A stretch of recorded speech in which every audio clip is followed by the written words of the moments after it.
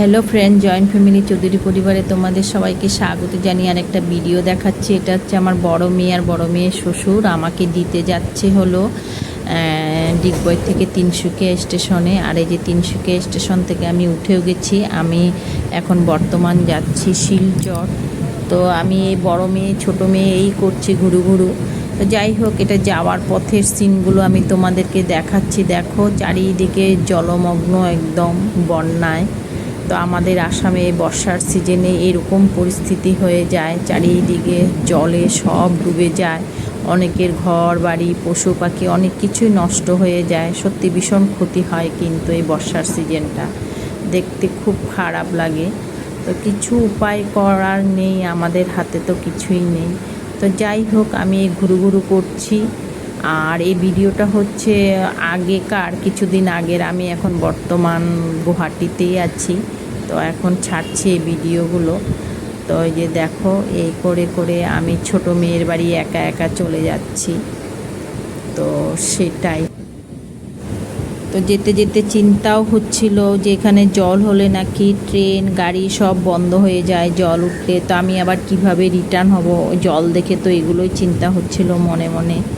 তো চিন্তা হলো, করার কিছু নাই, কারণ রওনা তো দিয়েই দিয়েছি, মেয়ের বাড়ি যাচ্ছি। তো যাই হোক, আস্তে আস্তে পৌঁছেও গেলাম। আর এই যে মিষ্টি কুমড়ের আগা, তারপরে এই যে পিসপল পাশের বাড়ির থেকে এনেছিলাম, আগের ভিডিওতে দেখিয়েছিলাম, আম, বেগুন, তারপরে বরবটি ছিল, কাঁচা লঙ্কা ছিল।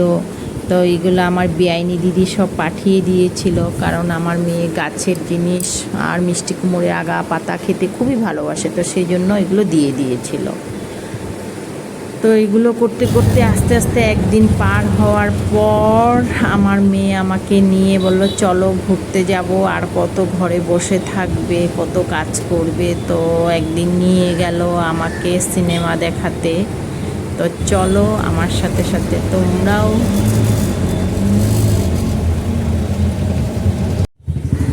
তো আমরা পৌঁছেও গেলাম। এটা একটা মলের উপরেই সিনেমা হলটা আছে। আমি আর কাকিমণি যে গেছিলাম, বড় কাকি, এখানে এটাতেই তো আসছিলাম। তো যেতে যেতে দোকানপাটগুলো দেখছি, আর এত ভালো লাগছিল, মনে হয় যেন সব নিয়ে নিই, কিন্তু আমরা কেনাকাটা করব না, শুধু সিনেমাই দেখব। তো আমাদের কেনাকাটার উদ্দেশ্য ছিল না, শুধু সিনেমা দেখব। তো সিনেমাই দেখার উদ্দেশ্যেই যাচ্ছি। কই যাও? সিনেমা দেখতে। কি সিনেমা নাম জানো?